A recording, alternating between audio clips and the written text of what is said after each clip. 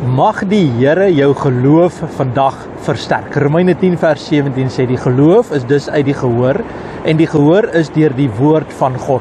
So God se woord wat vandag met jou spreek is jou geloof word groter elke keer as jy sy stem hoor. Elke keer as jy luister na God se woord, dan kom daar krag en jy die vermoë as 'n kind van die Here. Iemand wat vry is, wat losgemaak is, wat deur die genade van ons Here Jesus Christus gekoop is, en as jy dit is, sê amen daarop, glo dit, bely dit, en dan sê jy, Here, ek weet ek kan hoor. Ek het ore om te hoor, ek het oë om te sien, ek het 'n hart om te glo in die werk van die Here.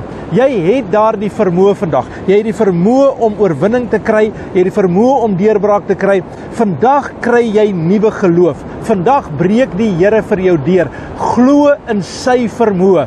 Nie in die situasie nie in die omstandighede nie. Moet dit nie probeer uitwerk met jou kop nie. Sê vandag, Here, ek glo. U maak 'n pad vir my. U breek vir my deur. U is my bron en my sterkte. Ek glo in U. Ek glo nie in hierdie saak nie. Ek glo nie in daardie saak nie.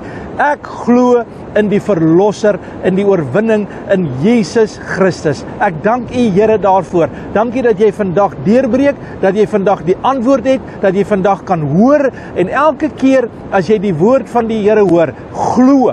Glo. As jy hoor die Here gaan jou gesond maak, glo dit. As jy hoor die Here gaan vir jou pad maak, glo dit. As jy hoor vandag dat die Here gaan vir jou op 'n besondere wyse in jou verhoudings funksioneer, glo dit vandag. Vader, in die naam van Jesus, dank ek U dat ons kan glo, Here. En dankie dat ons geloof gebou word deur wat ons hoor in die woord van die Here. In Jesus se naam. Amen. And God bless.